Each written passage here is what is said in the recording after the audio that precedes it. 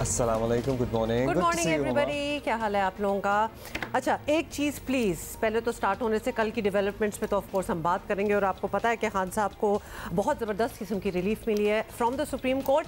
आप हर रोज़ से कहती हैं कि is it a good morning or not, तो आज तो आप ये कह दें कि it is a good morning. It is a very good morning. It is a very good morning. The country seems to be rejoicing, except भाई हमारे फ़ोन और हमारे ये इंटरनेट ये सब कुछ कब रिस्टोर होगा? ये कब तक चलेगा? अब तो खान साहब भी निकल आ गए, बट जो चाहिए था वो हो गया। एक आध दिन लगेगा। कल रात राना सना का मैं इंटरव्यू देख रहा था शाजिब साहब के साथ, तो वो कह रहे थे कि भाई मुझे लगता है, वैसे मेरा पर्सनल ये गैस है कि आज का जो इज्तिमा होगा पाकिस्तान तहरीक इंसाफ का, ऑल्दो मोअज़्ज़ज़ चीफ जस्टिस ने उन्हें कहा है कि अदालत जब आप जाएँ तो किसी को साथ लेकर ना जाएँ, लेकिन आपको पता ही है पाकिस्तान तहरीक इंसाफ ने ना जाए, उन्होंने कॉल दी हुई है पूरे, उन्होंने एक जुलूस जल्द से रैली की कॉल दी हुई है। इनफैक्ट लाहौर से दीगर शहरों से लोग पहुंच रहे हैं, पिंडी इस्लामाबाद अतराफ से कारकुनान टिकट होल्डर्स अपने लोगों के साथ पहुंच रहे हैं। तो मे बी उनका कोई और प्लान हो सकता है हाईकोर्ट तक ना जाना हो और इससे पहले कि खिताब करके डिस्पर्स होना हो, लेकिन एक इज्तिमा ज़रूर होगा आज पाकिस्तान तहरीक इंसाफ का इस्लामाबाद में।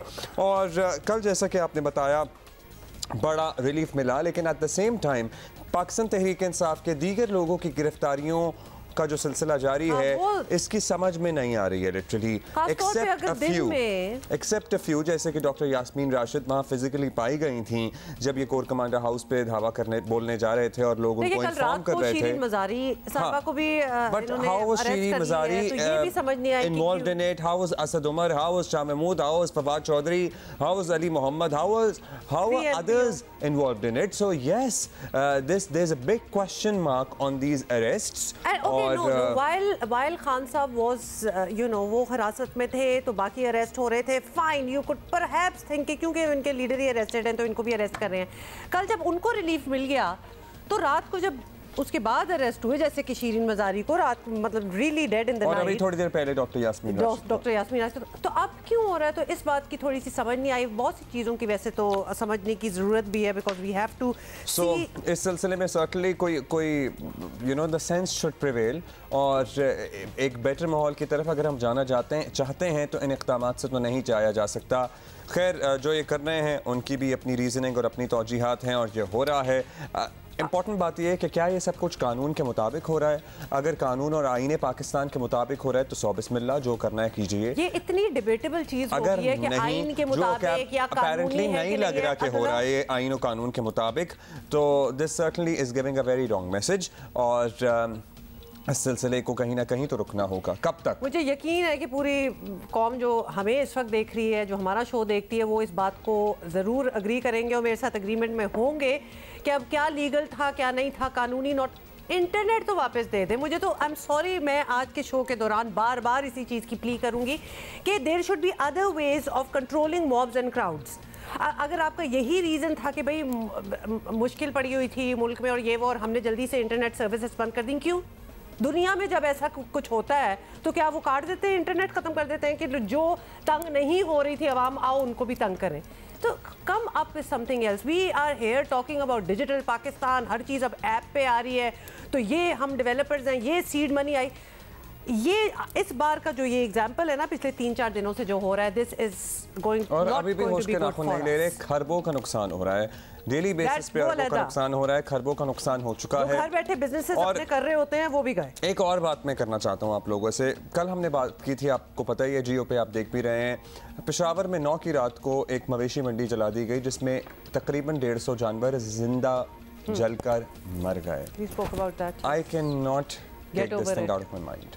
मेरे जहन से ये मनाजिर शायद आपने देखे हो सोशल मीडिया पे, हमने तो आपको ब्लर करके दिखाए थे, और मुझे ट्रेजेडी और ज़्यादा ये लग रही है कि बहुत से लोग जो बज़ाहिर हमें पढ़े लिखे और समझदार नज़र आते हैं, उनको मैंने एक्चुअली इसकी एक्सप्लेनेशन रीजनिंग देते हुए देखा कि जब अवामी इनकलाब आता है ना तो ये सब कुछ तो हो ही जाता है, ये उसके साइड इफ़ेक्ट्स होते हैं जो सबको बर्दाश्त करने पड़ेंगे। जब अवामी इनकलाब दूसरों के घरों को नुकसान पहुँचा रहा है ना, तब तो ठीक है। जब अवामी इनकलाब आपके अपने ड्राइंग रूम और आप अपने गैराज और अपने गेट तक पहुँचता है तो फिर अवामी इनकलाब कहीं और से ही बाहर आता है।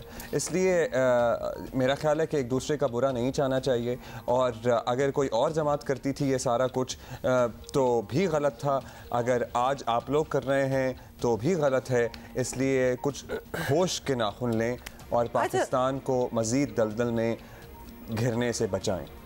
आमीन।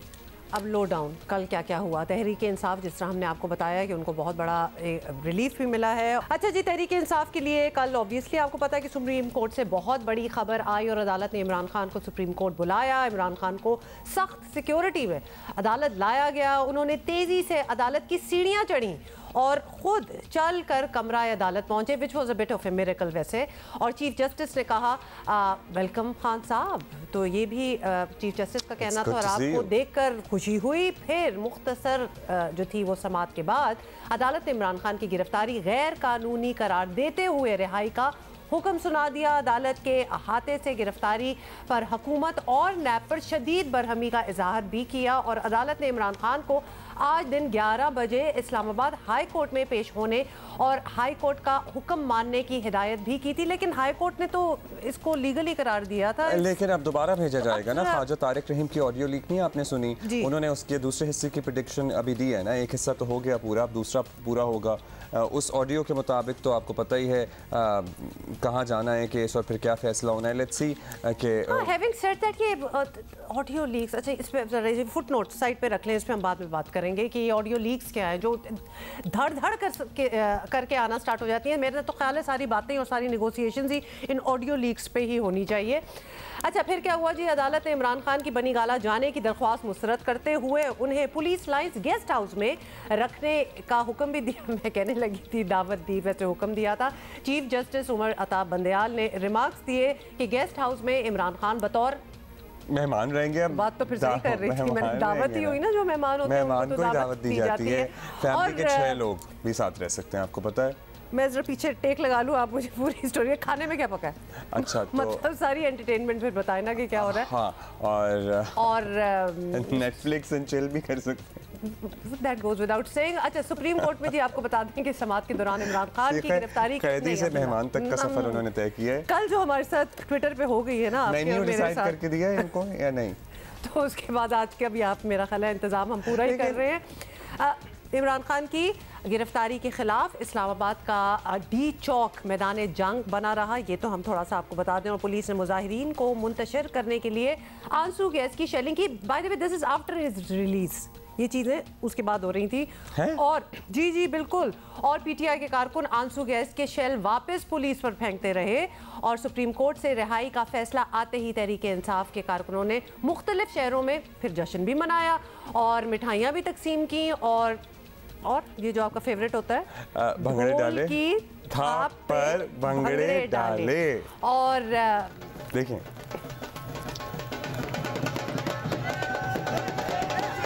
स्टेप अच्छा लगा मुझे रेड वाले।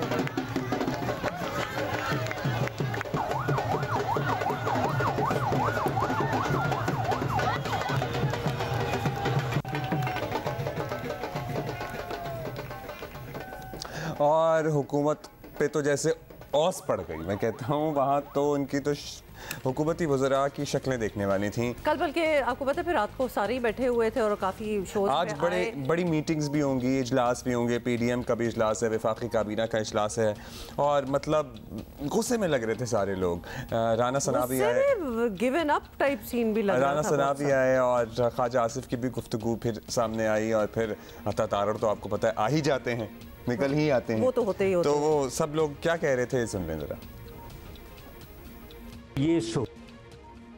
ये सहूलतकारी जो हो रही है, ये लाडले को जो एक फितना है इस मुल्क में, इसको जिस तरह से परवान चढ़ाया जा रहा है, मेरा ख्याल है कि हम अगले 10 साल भी लोगों को समझाने की कोशिश करते तो ये इस तरह से ना समझा पाते, जो ये एक दिन में लोगों की समझ में आ गया है। अगर हाई कोर्ट ने इसे सुबह बेल ना दी तो बिल्कुल इसको गिरफ्तार करेंगे।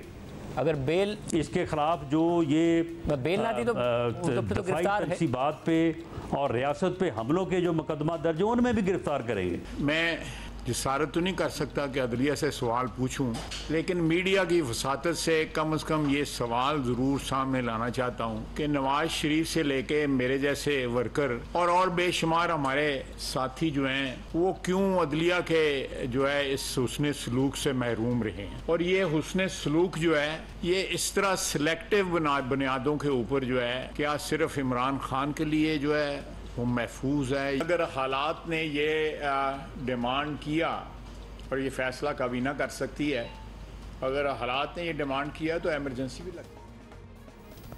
मतलब अब राना साहब की बातें बड़ी मासूमाना ही लग रही हैं। वो कह रहे हैं कि अगर बेल मिली तो हम ना मिली तो हम पता नहीं ये करेंगे रेस्ट, मतलब कुछ नहीं हो रहा जो आप चाहते हैं, इसलिए आप इस इंतजार में अब ना बैठे मेरा ख्याल है। मतलब साथ ही जाहिर है आपको पता ही है ना, ये खर्चा होता है कि जब एक रिहाई मिले किसी और केस में उसका भी पूरा इंतजाम किया गया था।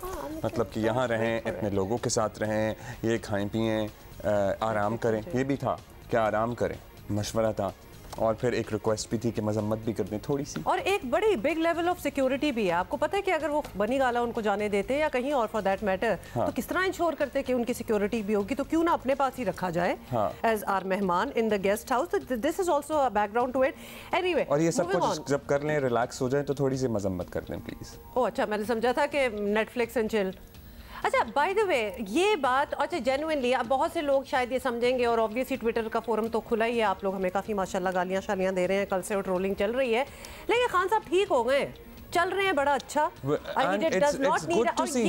ये बाय द वे हम जेन्युइनली तारीफ ही कर रहे हैं ना। Why would anybody want somebody to be बीमार ऑल द टाइम, तो इनको चलते फिरते देखते हुए अच्छा लगा, बड़ी खुशी हो रही है। मूविंग ऑन, पीडीएम के सरबराह मौलाना फजल रहमान रात गए प्रेस कॉन्फ्रेंस में इमरान खान की रिहाई के फैसले पर सख्त बरहम नजर आए और अदालत पर सहूलतकारी का उन्होंने भी इल्ज़ाम लगाया। इमरान खान को देखकर खुशी के इजहार को जज के कंडक्ट के खिलाफ करार दिया और पीटीआई कारकुनों की जानिब से रियासती अमलाक पर हमला करने को मुल्क के साथ गद्दारी से ताबीर किया। सुप्रीम कोर्ट के आज के रवैये और आज के फैसले को हम इमरान खान जैसे मुजरिम के साथ सहूलतकारी से ही ताबीर कर सकते हैं। 60 अरब रुपए के गबन में मुलव्वस एक मुलजिम को सुप्रीम कोर्ट का चीफ जस्टिस कहता है आपके आने से बहुत खुशी हुई। जिसकी जमात ने, जिनके गुंडों ने GHQ पर हमला किया, कोर कमांडर के घर पे हमला किया, उसके घर के अंदर तोड़ फोड़ की, उसे अदालत कहती है आपके आने से बहुत खुशी हुई। मेरे ख्याल में तो जो हिंदुस्तान हमारा दुश्मन हमारे खिलाफ नहीं कर सका, वो सब कुछ PTI ने कर दिखाया। चाहिए तो ये था कि इन इक़दामात पर उनकी पार्टी के खिलाफ बगावत का मुकदमा दायर किया जाता, गद्दारी का मुकदमा दायर किया जाता। उसके बाद भी मेरा चीफ जस्टिस उसका एजाज़ व इकराम करता है, उसकी तारीफ़ करता है, उसे देख कर खुशी का इजहार करता है। क्या किसी जज और काजी के जो ज़वाबित हैं और उसकी अहलियत के जो शराइत हैं, उसमें उसके सामने पेश होने वाले के लिए तो खड़ा होना भी जुर्म है, मुस्कुराना भी जुर्म है। कल से ना एक गाना है जो अटका हुआ है, बहुत से गाने मैच कर रहे हैं सिचुएशन। एक तो वो भी था कि हम खुश हुए, याद है किसी को गाना? जी है, एक रिश्ता फिल्म थी वो, उसका गाना था हम खुश हुए। अल्लाह बहुत लोग हमें सुनाएंगे, प्लीज गाना ना गाएं इस वक्त। नहीं, हम तो गाना नहीं गा रहे हैं। खैर भाई, मरियम नवाज साहिबा भी बड़े गुस्से में और उन्होंने कहा जी कि चीफ जस्टिस को कौमी ख़जाने के 60 अरब रुपए हड़प करने वाले वारदातिये से मिलकर बड़ी खुशी हुई है। इससे ज़्यादा खुशी उन्हें इस मुजरिम को रिहा करके हुई है। अदालती फ़ैसले के बाद by the way 2 audio leaks आई हैं, जिसमें एक खान साहब अपेरेंटली अपनी कस्टडी में ही मुसर्रत जमशेद चीमा साहिबा से बात कर रहे हैं और वो इससे अखज़ किया जा सकता है क्योंकि वो कह रही हैं कि हम इन्हें कह रहे हैं कि खान साहब को प्रोड्यूस करें। तो ऑब्वियसली प्रोड्यूस तभी किया जाता है किसी को जब वो ऑलरेडी कस्टडी में हो। तो वो क्या आप बेसिकली 2 and 2 टुगेदर कर रहे हैं कि तब की ऑडियो ऑब्वियसली, और बातें भी तो वही हो रही हैं। हाँ, तो प्रोड्यूस कब करेंगे? ऐसे कहते हैं घर से तो प्रोड्यूस नहीं होना उन्होंने।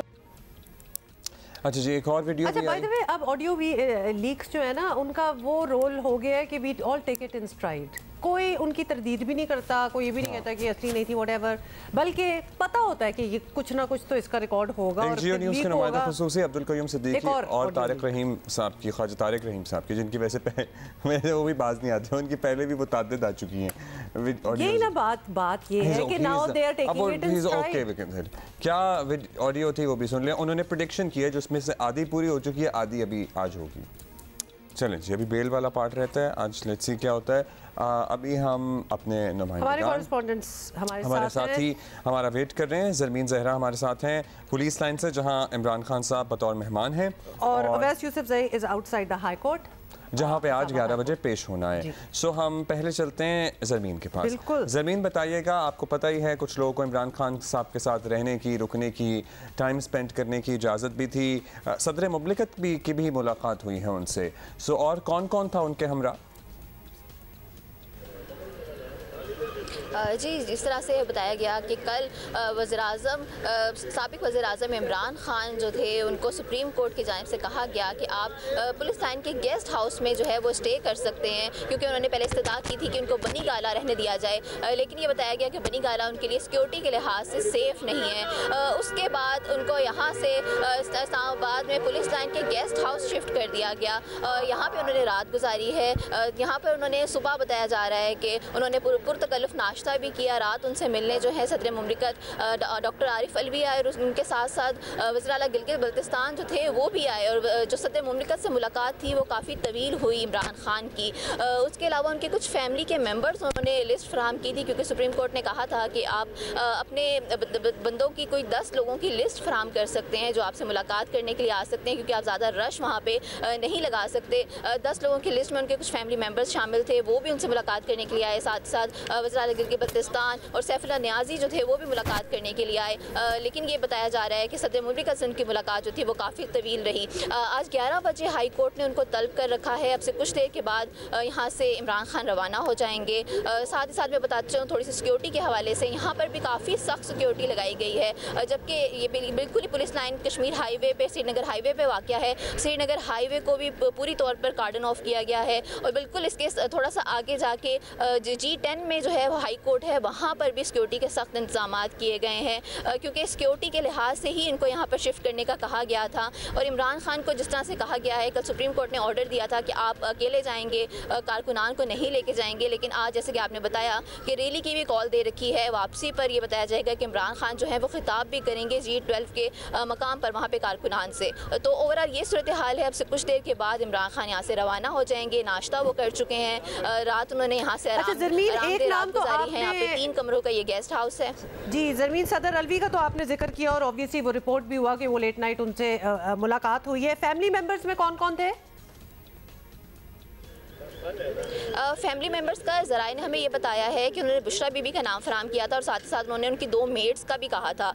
वो उस हवाले से बताया गया कि वो उनको वहाँ से फैमिली मेम्बर्स को बुलाया गया है, लेकिन उसके हवाले से कोई चीज़ अभी कंफर्म नहीं हो सकी कि वो रात को किस टाइम पहुँचे और उनसे मुलाकात हुई। वो अंदर ही स्टे उन्होंने किया, लेकिन ये हमारे पास इतलात सामने आई थी कि उनका नाम जो है वो लिस्ट में दिया गया था। पुरतकल्लुफ़ नाश्ता आपको पता है, Khan sahab loves breakfast, which we all do. Breakfast जो है ना सबसे best meal of the day by the way, तो ये बड़ी अच्छी। अच्छा जी, अभी अवैस ज़रमीन हमारे साथ ही रहिएगा, अवैस के पास जाएंगे। अवैस 11 बजे अब पेश होना है इन्होंने हाई कोर्ट में, और सुप्रीम कोर्ट के चीफ जस्टिस ने रिक्वेस्ट की है कि भाई आप प्लीज़ लोग ना साथ लेकर जाएं, लेकिन इमरान खान साहब ने तो रैली वैली भी आपको पता ही है, उनके लीडरान ने बाकायदा कॉल की हुई है, खिताब भी करेंगे। तो ये क्या किस तरह मैनेज होगा सारा कुछ? जी देखिए, जो इसकी लीगल साइड है वो तो ये है कि इस्लामाबाद हाई कोर्ट के चीफ जस्टिस ने समाअत करनी है और इस मैटर को दोबारा सुनना है, जिस मैटर को वो ऑलरेडी डिसाइड कर चुके थे। और इमरान खान का जो अरेस्ट था, जो गिरफ्तारी अमल में आई थी इस्लामाबाद हाई कोर्ट के अहाते से, उसे दुरुस्त करार दिया था, लेकिन चूंकि सुप्रीम कोर्ट ने उसे गैर कानूनी डिक्लेयर कर दिया और आज दोबारा इस केस की समाअत होनी है, तो इस मौके पर जो कारकुनान की आमद का सिलसिला है वो रोकने के लिए सिक्योरिटी के काफ़ी सख्त इंतजाम सुबह से ही किए गए हैं। हम यहाँ जब सुबह 7:30 बजे पहुंचे तो देखा कि जो हाई कोर्ट के अतराफ की सड़कें हैं उसे आम ट्रैफिक के लिए बंद कर दिया गया था। पुलिस की भारी नफरी तैनात थी, रेंजर्स के दस्ते भी पहुंच गए थे। इसके साथ ही साथ जो मरकजी गेट है उसको भी कॉर्डन ऑफ किया हुआ था, और सिर्फ जो मुतलका लोग हैं मेन मरकजी गेट से उनको दाखिले की इजाज़त थी, और वो भी वो लोग थे जो कोर्ट के स्टाफ का अमला था और जो लिटिगेंट्स या वकला के लिए गेट है वो दूसरे गेट को खोला गया है और उस गेट से एंट्री की जा रही है। उसके लिए भी जो लिस्टें फराहम की गई हैं ऑलरेडी रजिस्ट्रार ऑफिस की जानिब से, सिर्फ उन सहाफ़ियों को दाखिले की इजाज़त है और कॉज लिस्ट देखी जा रही है कि किन वकला के केसेस लगे हुए हैं, किन साइलिन के केसेस लगे हुए हैं, उनका अगर लिस्ट में नाम है तो उन्हें अंदर आने की इजाज़त दी जा रही है। इसके अलावा किसी भी शख्स को जो कोर्ट प्रेमिसेस है उसमें दाखिले की इजाज़त नहीं है। अगर कोई रैली आती है तो उसको रोकने के भी इंतजाम हैं पुलिस की जानिब से। रैली मतलब वो तो चीफ जस्टिस ने उनसे रिक्वेस्ट की हुई है कि आप कारकुन नहीं लेके जाएंगे, तो मतलब ये तो पीटीआई की क़यादत को खुद ही अपना मैनेज नहीं करना चाहिए कि जब चीफ जस्टिस ने कहा है तो लोग नहीं ला सकते। तो रैली का एक्चुअली पॉइंट क्या होगा, कहाँ पे रैली? हाई कोर्ट के करीब इकट्ठी होगी, इमरान खान साहब वापसी पे खिताब करेंगे? श्रीनगर हाईवे का ही कोई जिक्र हो रहा था रैली के लिए भी। जी बिल्कुल, श्रीनगर हाईवे बिल्कुल साथ है। हाई कोर्ट जो है ये श्रीनगर हाईवे ही के साथ वाक़या है। सर्विस रोड है श्रीनगर हाईवे के साथ, उस पे ये G10 में इस्लामाबाद हाई कोर्ट की बिल्डिंग है और सर्विस रोड से जैसे ही रोड क्रॉस करें तो श्रीनगर हाईवे मौजूद है G10 पे। लेकिन इसमें जो रैली है उसको यही बताया जा रहा है कि वो हाई कोर्ट तक नहीं आएगी, हाई कोर्ट की बिल्डिंग से पहले रुकेगी। लेकिन अच्छा, अब ऐसा हमारे साथ ही रहिएगा क्योंकि आपने कहा कि chief justice Islamabad high court ही इस केस की आज दोबारा सुनवाई करेंगे, उनका तो पहले ही फैसला आ चुका है, तो क्या होगा इस पे हम आपसे ज़रूर अपडेट लेंगे। अवैस और ज़रमीन हमारे साथ हैं। ज़रमीन, आप बताइएगा 11 बजे तो समात है, क्या कोई तैयारी वगैरह निकलने की नज़र आ रही है? क्या सिक्योरिटी वगैरह के लिए जो इंतजाम होते हैं वो मुकम्मल हो गए हैं? क्या कोई रहनुमा होंगे जो इनके हम यहाँ क्योंकि कल भी काफ़ी टाइम लगा था उनको सुप्रीम कोर्ट और कल स्पेशली ये भी कहा गया था सुप्रीम कोर्ट में कि वक्त की पाबंदी कीजिएगा। जी बिल्कुल, यही बात है कि वक्त की पाबंदी के हवाले से ज़रूर हिदायत दी गई थी कि 11 बजे आपने हाई कोर्ट टाइमली पहुंच जाना है। अभी तक ये है कि सिक्योरिटी के वैसे तो सख्त इंतजाम किए गए हैं, चारों तरफ में कंटेनर्स लगाए गए हैं, लेकिन उस तरह से इंतजाम अभी नज़र नहीं आ रहे। वो एकदम से ही जो इंतजाम होते हैं, स्क्वाड आते हैं, इमरान खान को यहाँ से लेके जाएंगे, वो तकरीबन मेरा ख्याल है कि अब से कुछ देर के बाद यहाँ पर वो शुरू हो जाएंगे। वैसे पुलिस यहाँ पर दिखाई दे रहा है कि मुतहरिक है, आसपास के जितने भी रस्ते हैं वहाँ पर खारदार तारे लगा के रस्ते जो हैं वो बंद किए गए हैं। पुलिस की नफरी जो है जगह जगह मौजूद है, जबकि श्रीनगर हाईवे पे भी हमने आते हुए देखा है उन्होंने अपने जो है एंट्री पॉइंट्स और चेक पोस्ट जो है वो कायम कर रखी हैं। किसी भी गैर मुतल्लिक़ अफराद को दाखिले की इजाज़त नहीं दी जा रही। मीडिया को भी चेकिंग के बाद अवैस, अब आप बताइएगा। ज़मीन, थैंक यू फॉर अपडेटिंग अस। और अवैस, आप बता दें इस्लामाबाद हाई कोर्ट के चीफ जस्टिस के सामने ही ये केस दोबारा लगेगा? वो तो पहले फैसला कर चुके हैं, तो ये कैसे होगा? क्या एतराज़ दायर किया जाएगा, फिर किसी और जज के सामने लगेगा? क्योंकि पीटीआई का प्लान ये है कि इमरान खान साहब यहाँ पेशी के बाद खिताब करेंगे। Which also means कि वो एक्सपेक्ट कर रहे हैं कि उनकी बेल वगैरह हो जाएगी। प्रीटी श्योर कि वो रिहा हो जाएं, आज इन वो बेल हो जाएगी उनकी।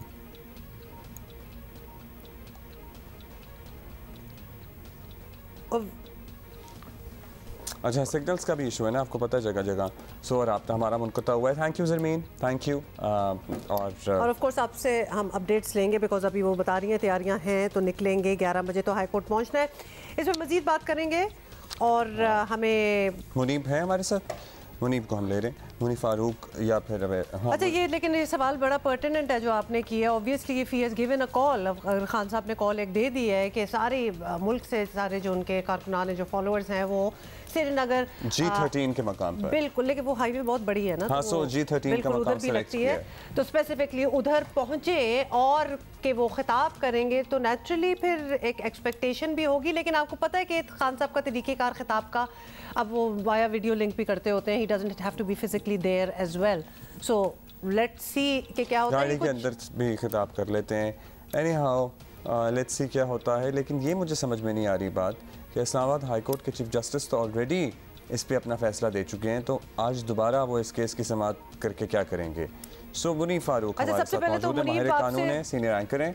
सवाल भी यही सवाल है। बिल्कुल बिल्कुल मुनीब, ये किस तरह होगा? क्योंकि हाई कोर्ट ने, आपको याद ही है कि लॉफुल करार दिया था खान साहब की गिरफ्तारी और सुप्रीम कोर्ट ने ऑब्वियसली उसको ओवरटर्न कर दिया। कल हमने देखा अवैस हमारे कॉरेस्पॉन्डेंट बता रहे थे कि इस्लामाबाद के चीफ जस्टिस के सामने ही लगना है दोबारा ये केस। बहुत शुक्रिया उमर अब्दुल्ला। देखिए, इम्पोर्टेंट बात यह है कि जो इमरान खान साहब के वकील हैं उनके मुताबिक ये मामला दोबारा इस्लामाबाद हाई कोर्ट में आएगा। चीफ जस्टिस साहब खुद सुनते हैं या कोई इनको के अदालत का जो कल का हुक्म है वो ये कि उनके सामने रखा जाए registrar Islamabad high court chief justice साहब के सामने रखें, जो कि बेंच बनाए। वो बेंच चीफ जस्टिस साहब खुद भी उसको सुन सकते हैं या किसी और अदालत में भी ये मामला लगा सकते हैं। लेकिन इमरान खान साहब के जो वकला हैं वो उनकी यहाँ से प्रोटेक्टिव बेल लेंगे और फिर ये मामला आगे चला जाएगा। और जो लीगैलिटी ऑफ वारंट है, वो वारंट तो एग्जिस्ट करता है, अदालत ने उसके ऊपर कोई बात नहीं की। लेकिन जिस तरीके से इमरान खान साहब को गिरफ्तार किया गया था, उस पे जब जिस दिन किया गया था उस दिन भी हमने यही कहा था कि ये हाई हैंडेडनेस है और ये गिरफ्तारी से ज्यादा एक मैसेज था। तो अदालत ने उसको कम से कम इस हद तक तो बिल्कुल राइटली ओवरटर्न किया कि इस तरह से गिरफ्तारी बनती नहीं थी। खास तौर पे अगर कोई शख्स कोर्ट की प्रेमिसेस के अंदर हो। अब वो सिलसिला तो हो गया और अदालत का जो कल का हुक्म है वो आज 11 बजे तक वैलिड है, जब इस्लामाबाद हाई कोर्ट में इमरान खान साहब पेश होंगे। अच्छा, जस्ट फॉर क्लैरिटी मुनीब, आप कह रहे हैं कि वारंट लीगल, लेकिन the way he was arrested was not on, हमने ये डिफरेंशिएट किया ना, बिल्कुल। तो यानी आज फिर उनको एक तरीके से भी अरेस्ट किया जा सकता, मतलब इसका हम क्या, इसको कैसे नहीं, बट मसला ये है कि अभी तो उनको अरेस्ट किया ही नहीं जा सकता ना, वो एक अदालती कस्टडी के अंदर है, एक स्पेशल अरेंजमेंट के तहत। और जब वो अदालत में पेश हो जाएंगे और जब तक वो अदालत की प्रेमिसेस के अंदर रहेंगे इस्लामाबाद हाई कोर्ट के, उनको दोबारा गिरफ्तार नहीं किया जा सकता। अगर उनको प्रोटेक्टिव बेल अदालत दे देती है इस्लामाबाद हाई कोर्ट, तो फिर तो गिरफ्तारी का सिलसिला ही खत्म हो जाएगा। तो वो जो उनका रिमांड था 8 दिन का, वो नहीं, वो तो खत्म हो गया ना, वो खत्म हो जाएगा, वो नहीं हो नहीं खत्म, वो कल ही हो गया, जाएगा नहीं, हो चुका। ठीक है, वो कल ही हो गया था कि वो तो ऐसे था कि अदालत ने फ्रॉम द आउटसेट जब उनकी गिरफ्तारी को गैर कानूनी करार दिया, तो उसके बाद किए गए तमाम जो इक़दाम थे या अदालती मामलात थे वो सब खत्म हो गए, वाइड बिन इशू हो गए, सिरे से कदम हो गए। तो जिसने भी प्लान किया था कि इमरान खान साहब को अदालत के कंपाउंड से गिरफ्तार करना है, वो मेरे ख्याल में गलत प्लानिंग थी और गलत तरीकाकार था। क्योंकि अदालत के अंदर से आप जाकर इस तरह से, वो मैंने पहले दिन भी जब हुआ 2 दिन पहले, तो मैंने उस वक्त भी कहा था कि ये जो किया गया है ये गिरफ्तारी से ज्यादा ये सिंबॉलिक है। और फिर जिस तरह से रेंजर्स की खिदमत दी गई हैं, तो उससे तो मामला जाहिर हो रहे थे कि क्या है। अब आज क्योंकि एक रिट इमरान खान साहब ने, उनके वकला ने कर रखी है इस्लामाबाद हाई कोर्ट में, वो इमरान खान साहब को यहाँ प्रोटेक्टिव बेल देंगे, फिर वो नीचे जाके क्योंकि एहतसाब अदालत का मामला है, वहाँ से प्रॉपर बेल ले लेते हैं, वारंट को कंटेस्ट करते हैं और शायद हो सकता है मुमकिन है तौर पे वो इसी रेट के अंदर वारंट को भी कंटेस्ट करें कि ये वारंट इलीगल है। क्योंकि एक बात पहले दिन से मैं अर्ज कर रहा हूँ कि हमें नहीं पता कि नैब ने अपना काम कानूनी तरीके से किया है या नहीं। देखिए, नैब पहले भी इस्तेमाल हुआ, मेरे पास तो कोई ऐसी शवाहिद नहीं है जिनसे मैं ये कह सकूं कि नैब अब इंडिपेंडेंट है। इमरान खान साहब के वकला कहते हैं कि सिर्फ एक नोटिस मिला, जबकि जो प्रोविजन है सेक्शन 24 उसके अंदर जो पहला प्रोवाइजो है कि अगर आप अरेस्ट कर सकते हैं, उसमें लिखा हुआ है कि अगर कोई शख्स विलफुली और रिपीटेड कॉल अप नोटिस के बाद या विलफुली वो ज्वाइन ना कर रहा हो और इन्वेस्टिगेशन को, तो आप उस सूरत में उसकी गिरफ्तारी अमल में लाते हैं। ये उसका एक प्रोवाइजो है। लेकिन यहाँ पर तो इमरान खान साहब के वकला के मुताबिक, मुझे नहीं पता क्योंकि मैंने फाइल नहीं देखी हुई, कि सिर्फ एक नोटिस आया था जिसका जवाब दे दिया गया। अब इमरान खान साहब या उनकी अहलिया को अगर तो रिपीटेड नोटिस आए और रिपीटेडली बुलाया गया और वो नहीं आए, फिर तो चले गिरफ्तारी का कोई जवाब भी बनता है। लेकिन अगर एक नोटिस आया और उसका उन्होंने जवाब दे दिया, तो और फिर उनको आप गिरफ्तार करने के लिए पहुंच गए, that too from Islamabad high court compound, वो एक ऐसी सूरत हाल है जो कि कानून उसकी कभी इजाजत नहीं दे सकता और दे सकता था भी नहीं। हाँ, अलबत्ता ये बात जरूर है कि कल जब सुप्रीम कोर्ट में मामला गया, तो यहाँ तक तो बात बिल्कुल दुरुस्त थी कि उनकी गिरफ्तारी को गैर कानूनी करार दिया गया। लेकिन जो उसके बाद का रिलीफ है कि वो अदालती तहवील के अंदर हैं और फिर उनको इस्लामाबाद हाई कोर्ट तक पहुंचाने के लिए, देखिए अगर अदालत ने क्लॉक रिवर्स करना था, तो मैं पहले भी अर्ज कर रहा हूँ, वो क्लॉक उस हद तक रिवर्स होना था कि जो इमरान खान साहब का स्टेटस था 9 मई को, उनका स्टेटस था कि he was a free man, जिसको बहुत सी बेल मौजूद थी, प्रोटेक्टिव बेल और मजीद बेल शायद वो कराने के लिए अदालती कंपाउंड में मौजूद थे। तो आप वो स्टेटस उनका बहाल करें, वो अपने घर से दोबारा तशरीफ ले आए।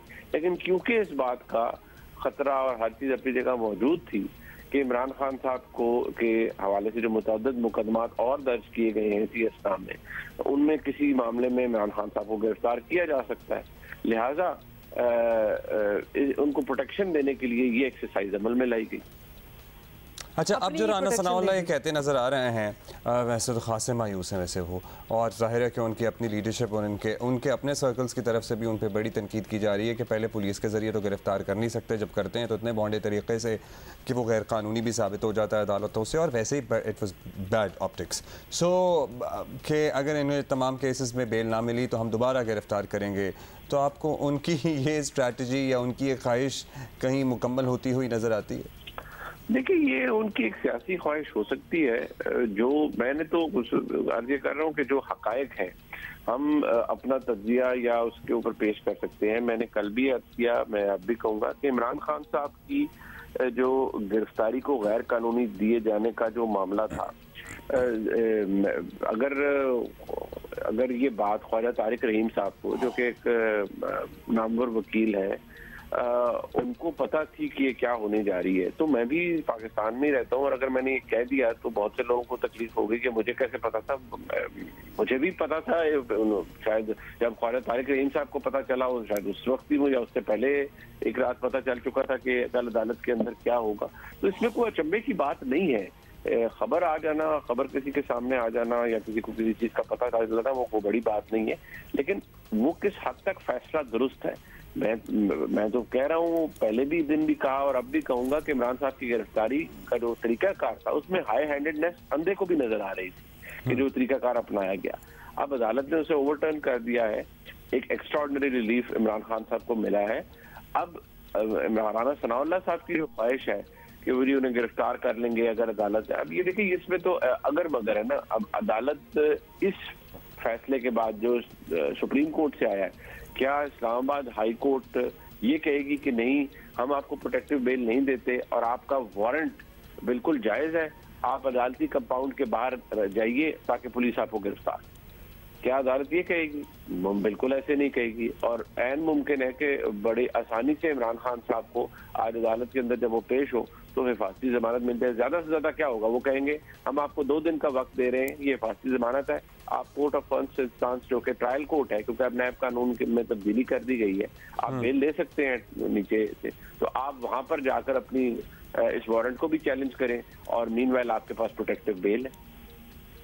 ऑलराइट, सो ये अच्छा मुनीर, तो अब जो ये केसेस हैं जिनके लिए उनकी हाजिरी होनी थी, अगर ये कादिर यूनिवर्सिटी ट्रस्ट की भी बात कर लें, और भी जो केसेस हैं उनका क्या बनेगा? क्योंकि इस वक्त जो डायनामिक्स नज़र आ रहे हैं वो Khan sahab seems to be quite untouchable at the moment, तो ये बाकी जो केसेस हैं ये आगे किस तरह बढ़ेंगे या बढ़ेंगे भी नहीं? देखिए, ये एक अदालती डिस्कोर्स है। हमारे मुल्क में ऑफ लेट जो एग्जिबिट किया गया है कानूनी और आईनी मामलात को, उससे तो जाहिर होता है कि जहाँ पहले भी अदालतें आज़ाद उस हिसाब से नहीं थी, और जब मियां नवाज शरीफ को नाअहल किया गया तो वो तो खैर अब इट्स एन ओपन सीक्रेट कि वो किस तरह से सारा कुछ किया गया। उनको घर भेजना मकसूद था और एस्टेब्लिशमेंट और सुप्रीम कोर्ट बिल्कुल करीब थे, और एक पूरे प्लान के तहत मैंने इसके ऊपर लिखा भी है जिस तरह से मियां नवाज शरीफ को घर भिजवाया गया। ये एक बहुत इम्पोर्टेंट चीज थी और सबको नजर आता था कि वो जो नेक्सस था और जो फैसला है वो हमारे सामने मौजूद है। अब यहाँ इमरान खान साहब के दौर के अंदर और जब वो अपोजिशन में है, जो फर्क है सबसे बड़ा वो ये है कि आज जो पाकिस्तान की एस्टैब्लिशमेंट है और पाकिस्तान की अदलिया, वो दोनों मुख्तलिफ डायरेक्शंस के अंदर देख रहे हैं, और ये बात किसी को अच्छी भी लगती है, किसी को बुरी भी लगती है। यहाँ जो कंडक्ट है इज्जत माब चीफ जस्टिस साहब का, वो भी एग्जेम्पलरी कंडक्ट नहीं है। नहीं तो देखिए, इससे बड़ी बातें क्या होंगी कि उन 2 वफाकी वज़रा ने रिकॉर्ड पे आकर एक बड़ा संगीन इल्ज़ाम लगाया कि आज के चीफ जस्टिस साहब ने जूनियर जजेस को अपॉइंट कराने के लिए साबका आर्मी चीफ के थ्रू मैनेज किया, और फिर शहबाज शरीफ साहब की हुकूमत ने जूनियर जजेस को अपॉइंट कराने में मदद दी आजम नजीर साहब के वोट दिलवा कर जुडिशल कमीशन के अंदर। क्या इसकी कोई तरदीद आई? नहीं आई। मैंने बसद एहतराम कई दफा कहा, इज्जत माब चीफ जस्टिस साहब को एड्रेस करके कहा कि जनाब वाला, अगर ये झूठ है तो इन दोनों वज़रा को तो पहले फारिग करवाएं, आप बहुतान तराशे हैं। लेकिन अगर मुल्क की सबसे बड़ी अदालत के सबसे बड़े मौजूद जज साहब ने ये किया है और उसके ऊपर कोई तरदीद नहीं है, कोई कुछ नहीं है, तो इसका मतलब है कि फिर ये कानून या आइन की पासदारी तो कहीं नहीं हो रही, ना हुकूमत कर रही है, क्योंकि हुकूमत को वो सूट नहीं करता। ना ही सुप्रीम कोर्ट के अंदर से की जा रही है, क्योंकि वहां पर भी एक एक्सपीडियंस है जिसका मुजाहरा किया जाना है। तो फिर क्या बचा पाकिस्तान के अंदर? आप ये कोई नहीं कह सकता कि आइन और कानून की पासदारी हो रही है। ट्रेजेडी यही है कि वाकई अब तो ऐसा लग रहा है कि कहीं भी कुछ भी ठीक नहीं हो रहा। Thank you so much. Munif Farooq साहब हमारे साथ मौजूद थे। फियास्को में पीपल्स पार्टी है भी साथ सबके और समवॉट नहीं भी कभी कभी लगता है कि मैं आपको खबर बताती हूँ। इन द मीन टाइम मुझे इसके साथ भी एक गाना याद आया था कि हम हैं भी और नहीं भी टाइप सीन, लेकिन अभी नहीं याद आ रहा। खबर यह है कि पीपल्स पार्टी इत्तेहादी हुकूमत का हिस्सा होते हुए भी अपनी अलग सियासी हैसियत और नज़रियाती सोच जो है वक्तन फ़वक्तन ज़ाहिर करती रहती है। मरदमशुमारी के मामले पर भी आपको याद होगा पीपल्स पार्टी ने हुकूमत के सामने अपना वाज़े और दो टोक मौक़िफ़ रखा था और PTI से मुतालिक भी इसका रवैया अक्सर कुछ अलग सा ही नज़र आता है। और हालिया पुरतशद्दुद वाक़यात के बाद PTI पर पाबंदी लगाने की बातें हो रही हैं, लेकिन पीपल्स पार्टी यहाँ भी मोहतात है। हालांकि PDM सरबराह मौलाना फजल रहमान पहले दिन से आज तक इमरान खान को सियासत का गैर ज़रूरी अंसर समझते हैं। हमने 10-12 साल पहले जब इनको पाकिस्तान की तहजीब और पाकिस्तान के आइन के खिलाफ एक ड्रोन करार दिया था, पाकिस्तानी सियासत का गैर ज़रूरी अंसर करार दिया था, आपने देखा 3.5 साल उन्होंने मुल्क में जैसे हुकूमत की, 3.5 साल में वो अपनी एक कारकर्दगी नहीं बयान कर सकते। इमरान खान पाकिस्तानी सियासत का गैर ज़रूरी अंसर है। इसको इंजेक्ट किया गया है, बैरूनी क़ुव्वतों ने इंजेक्ट किया है, बैरूनी लॉबियों ने इसको इंजेक्ट किया है। ये सिरे से पाकिस्तानी सियासत को जानता ही नहीं है। ये बैनुल-अक़वामी एजेंडे की तकमील के लिए पाकिस्तान की सियासत में इंजेक्ट किया गया है, इसको निकालना है। हासिफ ज़रदारी ही की कोशिशों से हुकूमत और तहरीक इंसाफ एक मेज़ पर बैठे, जो बज़ाहिर एक नामुमकिन काम था, क्योंकि ख्वाजा आसिफ, मरियम नवाज समेत कई लीगी रहनुमा PTI से बातचीत के सख्त मुखालिफ थे। अगरचे मुज़ाकरात बेनतीजा रहे, लेकिन पीपल्स पार्टी का सियासी फ़लसफ़ा यहाँ भी नुमाया नज़र आया। तमाम तर पुरतशद्दुद वाक़यात के बावजूद बिलावल भुट्टो ज़रदारी PTI पर पाबंदी के हक़ में नहीं हैं। हालांकि पीपल्स पार्टी के बाज़ रहनुमा गैर मामूली गुस्से में भी हैं। वैसे पाबंदी कभी भी किसी चीज़ का भी हल नहीं होती। बिलावल साहब का क्या मौक़िफ़ है, भी सुन लीजिए। एक तरीके तालिबान पाकिस्तान ने GHQ पे हमला किया है और दूसरा पाकिस्तान तरीके इंसाफ। बलोचिस्तान में जिना के घर पे BLA ने हमला किया है और उसके बाद लाहौर का जिना हाउस पे पाकिस्तान तरीके इंसाफ ने हमला किया है। मैंने वार्न किया था कि आप लोग पंजाब का अल्ताफ पैदा कर रहे हो। मैंने कहा ये सियासी दहशतगर्द है। जो इन क्राइम्स में मुलव्वस थे उनको जवाब देना पड़े। मैं तो आखिरी बंदा होगा जो आपके इस किस्म की बातें के हमायत कर सकता हूँ कि कोई सियासी जमात का पे पाबंदी हो। उसूली तौर पे मैं इन चीज़ों की हमायत नहीं करता। मेरा फैसला नहीं है कि इन पे पाबंदी होना है नहीं होना है, मगर बाकियों से पहले वो खुद फैसला करें कि क्या वो सियासत करना चाहते हैं या have they decided to now take up an armed resistance against the state of Pakistan? अच्छा जी, साथ ही आपको बता दें कि पीपल्स पार्टी और नून लीग भी एक ज़माने में, याद ही होगा नॉट टू लॉन्ग अगो, एक दूसरे का सियासी वजूद तस्लीम करने से इनकारी थे, मतलब बर्दाश्त नहीं थी। लेकिन फिर मिसाक जमहूरियत हुआ, जो कि सियासी मैच्योरिटी का एक सबूत था। हो सकता है PTI भी कुछ अरसे बाद, शुड आई इवन से इट, कि अपने मुखालिफिन के साथ ऐसा ही कोई मुआहदा करें। लगता है आप लोगों को? वैसे ये अच्छा पॉइंट है, इस पे लिखें। हो सकता है कभी इन मुज़ाकरात तक तो आ गए हैं, मे भी आगे चलकर बेहतरी आ जाए। भाई मेरी बात सुने, जब परवेज़ इलाही साहब PTI के मरकजी सदर हो सकते हैं तो फिर कुछ भी हो सकता है। रहनुमा पाकिस्तान पीपल्स पार्टी और वज़ीर आज़म के मुशीर कमर ज़मान कायरा हमारे साथ मौजूद हैं। कमर साहब, शुक्रिया आपका। पीपल्स पार्टी ना तो आपको पता ही है सियासी रहनुमाओं की गिरफ्तारी के हक़ में होती है, ना ही NAP के किसी एक्शन के। अब अगर इमरान खान साहब को रिलीफ मिलता है तो उसूली तौर पर पीपल्स पार्टी क्या समझें हम, खुशी होगी? ऐसा ही है। आज़ादाना तरीके से इंक्वायरियाँ होनी चाहिए, आज़ादाना तरीके से फैसले होने चाहिए। इस पर पीपल्स पार्टी का हमेशा वाज़ेह मौक़िफ़ रहा और इससे पहले भी गिरफ्तारियां होती रहीं, लोग जाके पेश होते रहे। खान साहब खुद कहते रहे कि जिन जिन के खिलाफ केसेस बनते हैं, हालांकि आपको याद होगा, नहीं तो अपनी ज़रा लाइब्रेरीज खोलिए, और आर्काइव्स खोल के देख लीजिए कि उनके दौर में किस तरह उनके गुजरा। और खुद इमरान खान साहब ये कहते थे कि कल फलां गिरफ्तार हो जाएगा और परसों फलां हो जाएगा, तो वो लोग गिरफ्तार होते थे। पहले से प्रेडिक्शंस होती थी, उनको नैब उठा लेगा, उनको FIA ले जाएगी और वो हुक्म पे ले जाते थे। जब वो बिल्कुल पेश नहीं होते, अपने आप को अब्दुल्ला समझते हैं, तो फिर उनकी गिरफ्तारी तो होगी किसी सूरत में, ये तो मामला चलेगा। अब उनकी गिरफ्तारी होनी है तो वो गिरफ्तारी पेश नहीं होने देते, वो लोगों को मारते हैं, पुलिस को मारते हैं। और आप याद करें, लाहौर में उनको गिरफ्तार करने के लिए गए, आसिफ जरदारी साहब को गिरफ्तार करने के लिए उनके घर गए थे, किसी बंदे को, उनके साथ कोई लंबी चौड़ी पुलिस नहीं थी, किसी बंदे को टच नहीं किया गया था। इसी तरह मियां नवाज शरीफ को, बाकी लोगों को गिरफ्तार किया गया, कुछ नहीं हुआ था। लेकिन इमरान खान साहब को गिरफ्तार करने जब पुलिस गई तो उनके साथ जो कुछ हुआ, इन 64 पुलिस वाले जख्मी हुए। सुप्रीम कोर्ट में भी गए, सुप्रीम कोर्ट उनको जिस तरह एंटरटेन किया, ये भी अनप्रेसिडेंटेड। मेरी तक कम से कम, मैं क्योंकि वकील नहीं हूँ, मेरे इल्म से तो ये अजीब बात है। मेरे इल्म के मुताबिक तो पाकिस्तान की तारीख में ऐसा कोई बंदा नहीं है जिसको गिरफ्तारी उसकी हाई कोर्ट में हो और उसको हाई कोर्ट दुरुस्त करार दे दे और हाई कोर्ट के उस फैसले की अपील के अंदर उस बंदे को सुप्रीम कोर्ट ने बुला के मिनटों में कहा हो कि जनाब आपकी जो बेल है ये हो गई, और जाके आप उसी अदालत को जिसने कहा है कि आपकी गिरफ्तारी दुरुस्त है, आप उसी में जाके पेश हो। ये एक बेनजीर सी मिसाल है। अच्छा कायरा साहब, बिलावल भुट्टो साहब ने एक लाइन ये ली है कि तहरीक इंसाफ पर पाबंदी या उनके खिलाफ बतौर जमात कोई सख्त एक्शन अगर हो तो उसकी हमायत के लिए वो फिलहाल तैयार नहीं है, ये उनका कहना है बिलावल साहब का। तो वफाकी हुकूमत की पोजीशन बिल्कुल ऐसी नहीं है, वो बिल्कुल उसके ऑपोजिट है, वो तो बहुत ही फ्रंट फुट पर है। तो क्या ये समझा जाए कि आप लोग आपस में एक पेज पर नहीं है? देखिए, हम सारे एक पेज पे, हुकूमत के होने वाले सारे फैसले मुशावरती अमल के जरिए हो रहे हैं। ये एक बात हुई, लोगों ने देखे ना, एक और बात को समझिए, बैठे हैं चेयरमैन साहब, फर्ज करें प्रेस कॉन्फ्रेंस कर रहे हैं, तो वहां एक साफी उनसे सवाल करता है कि जी सुना है कि उनकी जमात पे पाबंदी लग रही है, तो उसके जवाब में पीपल्स पार्टी अपना हिस्टोरिक मौक़िफ़ देती है, क्योंकि इस वक्त तक तो कोई हमारे कार्ड्स पे, कोई हुकूमत के प्लानिंग्स में ऐसी कोई बात नहीं है कि किसी जमात पे पाबंदी लगनी है, PTI पे कुछ होना है, ऐसा तो कुछ नहीं है। लिहाजा उनका यही बनता था।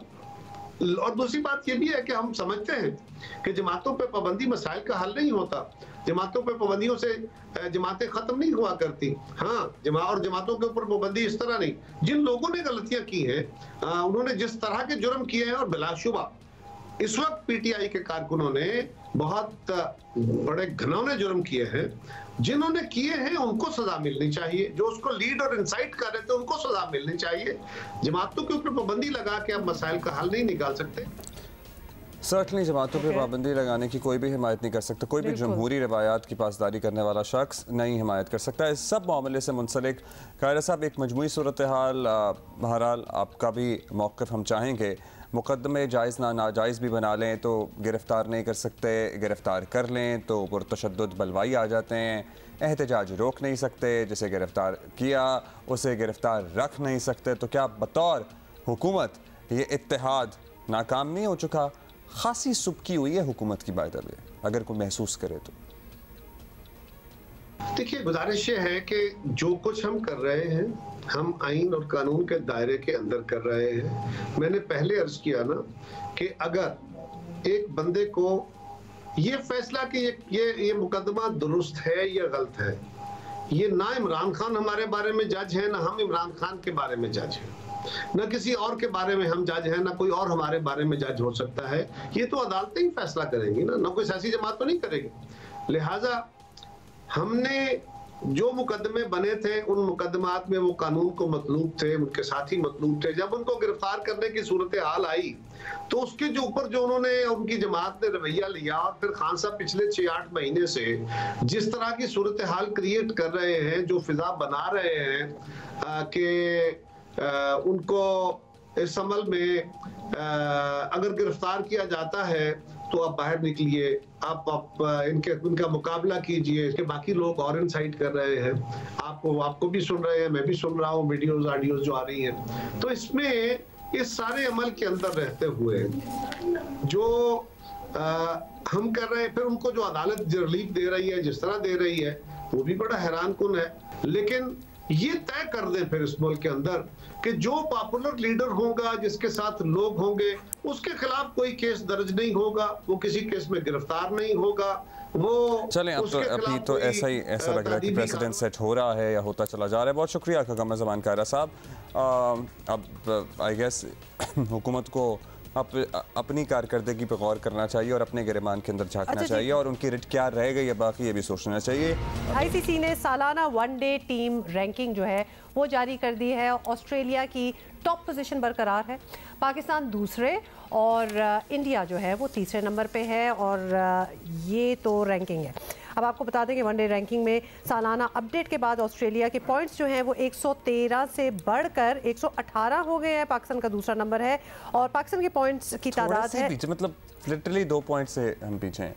116 पे हम हैं और इंडिया जो है वो 1 पॉइंट पीछे 115। तो कितना ये टफ कंपटीशन होता है, इसीलिए तो लिटरली एक मैच के बाद नंबर 1 होते हैं, 2 मैचेस के बाद नंबर 3 पे। अच्छा, हमने आपको बताया ना पहले 4 मैचेस जब जीते थे न्यूजीलैंड के साथ, जो हमारी सीरीज थी उसमें हम 48 घंटे के लिए आए थे नंबर 1, फिर हम आखिरी मैच हार गए और हमारा पॉइंट गिर गया और हम लॉन्ग रेन जिसको कहते हैं 48 घंटे के लिए। तो ये हो रहा है न्यूजीलैंड के खिलाफ हालिया सीरीज के इब्तिदाई। चलिए, तो आपने बताया इंग्लैंड है 5वें पे, जनूबी अफ्रीका है 6ठे नंबर पर। बट बात सारी ये ना, it's always about the top 3। Nobody wants to know who came 4th or 5th or whatever.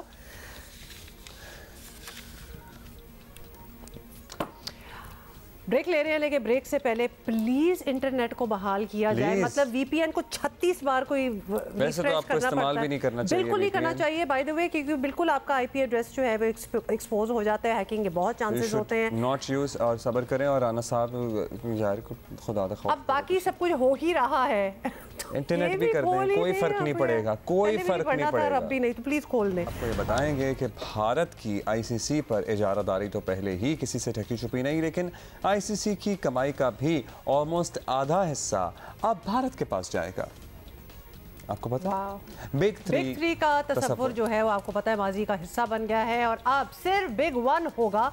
और इसके लिए इंटरनेशनल क्रिकेट का नया फाइनेंशियल मॉडल भी तैयार किया गया है, जिसमें आईसीसी की सालाना कमाई जो कि $600 मिलियन में से 38.5% जो हिस्सा है वो इंडिया को देने की तजवीज़ पेश की गई है। इंग्लैंड को $41 मिलियन, ऑस्ट्रेलिया को $37.53 मिलियन और पाकिस्तान को $34.51 मिलियन देने की बात की जा रही है। मीडिया रिपोर्ट कर रहा है कि New Zealand, south Africa, West Indies, Sri Lanka, Bangladesh को सालाना आमदनी से 5% भी नहीं मिलेगा। अच्छा, इसमें हम बात करते हैं सीनियर क्रिकेट जर्नलिस्ट और क्रिकेट इन्फो के एडिटर हैं उस्मान समीउद्दीन हमारे साथ मौजूद हैं। उस्मान साहब, आईसीसी की जानिब से अगले साल से साल 2027 तक का जो फाइनेंशियल मॉडल तजवीज़ किया गया है, ज़रा हैरानी है हम इसमें भारत का शेयर 1/3 से भी ज़्यादा है। अब इंग्लैंड और ऑस्ट्रेलियन बोर्ड से कहीं ज़्यादा है ये शेयर, तो क्या ये मुतवक्के था और ये मुतफक था? एक तरह से काफ़ी एक्सपेक्टेड था ये। पहली बात तो ये है कि इस बार ये जो राइट साइकिल है 2023 से 2027 तक, उसमें कई ज़्यादा पैसा आईसीसी को मिलेगा अपने इवेंट्स के लिए। इवेंट्स भी उनके ज़्यादा हैं, मगर उन्हें कोई तकरीबन अगर आप कैलकुलेट करें बेसिस पे पिछली साइकिल की, तो उन्हें 3 गुना ज़्यादा पैसे मिल रहा है आईसीसी को उनके इवेंट्स के लिए। तो एक तो ये थी बात कि ज़्यादा पैसे मिलेंगे तो बीसीसीआई ऑब्वियसली ज़्यादा बड़ा शेयर मांगेगा। फिर दूसरी बात ये थी कि 2013 से जब बिग 3 का मूवमेंट हुई थी, तो उस वक्त से वो बीसीसीआई कोशिश कर रहा था, पुश कर रहा था कि उनका ज़्यादा शेयर बढ़े। एक बार उन्होंने 2013-14 में जो बिग 3 का अप्रूव हो गया था उससे हुआ, लेकिन फिर शशांक मनोहर जो आए थे आईसीसी के चेयरमैन, उन्होंने काफ़ी पुशबैक करा और वो उनका हिस्सा हालांकि और सब बोर्ड से बड़ा था लेकिन फिर भी कम करा काफ़ी। आई थिंक पिछली साइकिल में बीसीसीआई का शेयर 22% या इस हद तक कुछ था, तो मगर उस पर भी वो लोग खुश नहीं थे और वो चाह रहे थे कि शेयर बढ़े, तो उस तरह से ये एक्सपेक्टेड था। और सबसे जो बड़ी आई थिंक जो रीजन है कि ये एक्सपेक्टेड था ये है कि इस बार आईसीसी ने भी अपने जो जिस तरह से राइट्स बेची हैं वो अलग बेची हैं, अलग तरीके से बेची हैं। एक तो उन्होंने टीवी के लिए अलग से बेची है, डिजिटल के लिए अलग से बेची है, और मार्केट बाय मार्केट गए हैं। तो इंडिया में उन्होंने अलग राइट्स बेची हैं, यूके में, ऑस्ट्रेलिया में, यूएसए में अलग तरीके से उन्होंने बेची हैं अपनी राइट्स, और फिर एशिया विदाउट इंडिया वो अलग से बेचेंगे, अफ्रीका में अलग से बेची हैं। तो वो ब्रेकअप करके अपनी राइट्स को, जो आईपीएल का मॉडल उन्होंने फॉलो करा है, वो राइट्स को ब्रेकअप करके उन्हें वैसे ही ज़्यादा पैसे मिलने थे। मगर इंडिया से जो पैसे आए हैं, जो ओवर 3 बिलियन जो डिज्नी स्टार ने खरीदा आईसीसी इवेंट्स की राइट, उसके बाद से जब उन्होंने डिवाइड करा कि अलग से इंडिया में करेंगे, उसके बाद से हमेशा ये लग रहा था कि उस नंबर के बेसिस पे बीसीसीआई कहेगा कि भाई देखिए आप इंडिया से इतना पैसा कमाते हैं, तो ये जो हिस्सा है इसका एक बड़ा हिस्सा हमारे पास आना चाहिए। तो उस तरह से वो सरप्राइज एकदम नहीं था। और इंग्लैंड और ऑस्ट्रेलिया को भी जो ज़्यादा पैसे मिल रहे हैं वो भी सरप्राइज नहीं है, इसलिए एक तरह से वो हैं, बड़ी इकोनॉमीज हैं क्रिकेट की। बस ये एक चीज़ जो सही से हजम शायद कह सकते हैं हजम नहीं होती है, वो ये है कि जो ऑलरेडी जो इतने अमीर बोर्ड्स हैं, जो रिचेस्ट बोर्ड्स हैं गेम में, वो इस मॉडल में और अमीर होंगे, और रिच होंगे, और पैसे आएंगे उनके पास, और जो पैसे दूसरे बोर्ड्स के लिए वो कम होंगे। तो एक्सपेक्टेड था, मगर probably not the best thing for the game. अच्छा उस्मान, ये भी बताएं कि नो डाउट कि इंडिया ऑब्वियसली एक बड़ी मार्केट है, लेकिन जितना बड़ा शेयर दिया गया है, क्या क्रिकेट को दुनिया में फ़रोग देने का के जो प्लान्स थे उससे वो मुतासिर नहीं होंगे? वो प्लान्स क्रिकेट के लिए ऑब्वियसली ये अच्छा होगा कि नहीं होगा, क्या समझते हैं आप? जी ज़रूर इम्पैक्ट तो होगा। ग्रोथ जो गेम की होती है वो हमेशा क्रिकेट कहता है कि हम ग्लोबल गेम है, हम ग्रो करना चाह रहे हैं, लेकिन आप अगर देखें ऐसे तो 15 मुल्क हैं, शायद 15, 16, 17 मुल्क हैं जो सीरियसली गेम को खेलते हैं। उन 15-16 में से भी 9-10 मुल्क हैं जिनके पास इंफ्रास्ट्रक्चर है, पैसा है, थोड़ा बहुत प्लेयर्स हैं, पूल है, टैलेंट पूल है, जो एक कंपेरेटिव क्रिकेट खेल सकें, जो आप कह सकें कि वर्ल्ड कप्स के लेटर स्टेजेस में पहुंच सकें। बहुत ही कम टीम है। तो वैसे ही क्रिकेट की कभी ग्रोथ हुई तो नहीं है, सही मानों में कहते हैं हमेशा क्रिकेट प्रिटेंड तो यही करता है कि भाई हम एक ग्लोबल गेम है और हम ग्रो करेंगे गेम को, मगर कभी I think real growth game की नहीं हुई है। अब इस मॉडल में एसोसिएट्स को कुल मिला के 11% मिलेगा, जो आईसीसी का राइट्स मनी है, वो रियल टर्म्स में तो ज़्यादा होगा पिछली बार से, लेकिन एज अ परसेंटेज वो इतना कोई फर्क नहीं आया है। तो आप यानी बेसिकली ये कह रहे हैं जो हमारे एसोसिएट मुल्क हैं, और आप खेलों को देखें, जैसे रग्बी हो गया, फुटबॉल हो गया, वो एक्टिवली ट्राई करता है कि भाई आपकी जो गेम है वो आपके मेन एरिया से बाहर ग्रो करे। इसलिए उन्हें ये रिकग्नाइज करते हैं कि गेम इसी तरह से बढ़ेगी, बेहतर होगी अगर आप पूरी दुनिया में गेम को इम्प्रूव करने की कोशिश करें। तो पैसे भी उस तरह से डिस्ट्रीब्यूट होते हैं, फीफा जिस तरह से डिस्ट्रीब्यूट करता है, वो बहुत अलग एक सिस्टम है। क्रिकेट में ये कभी नहीं रहा है कि आप गेम को एक्चुअली ग्रो करें, कहते हमेशा है, मगर कभी ग्रो एक्चुअली करना चाहते नहीं है। और ये जो इस बार जो 11% मिलेगा एसोसिएट्स में, आई थिंक एट बेस्ट जितने बहुत शुक्रिया आपका उस्मान साहब। उस्मान सामिउद्दीन हमारे साथ मौजूद थे, और लिटरली बिग 3 वाला भी कॉन्सेप्ट खत्म हो गया, बस बिग 1 ही रह गया। हाँ, वो इंडिया की ही बात। अच्छा, अब हमारे पास खबर ये भी है कि पीसीबी ने एशिया कप को, जिसका भी रौला पड़ा हुआ है, 2 मरहले में कराने का प्लान पेश किया है। ज़राए के मुताबिक पहले मरहले में इब्तदाई मैचेस पाकिस्तान में हों, दूसरे मरहले में फाइनल समेत बकिया मैचेस यूएई में कराए जाएं। This is also doable I think, but India को एक्चुअली ये हजम नहीं है कि यहाँ कुछ कोई भी मैच होगा तो इसमें भी रखना डालेगा वो। कहीं और कराने की तजवीज़ तो ऑलरेडी फ्लोट कर ही रही थी, तो ये क्या नया है? अच्छा जी, इंटरनेट सर्विसेज को बहाल करें please. Okay, see you on Monday इंशाल्लाह।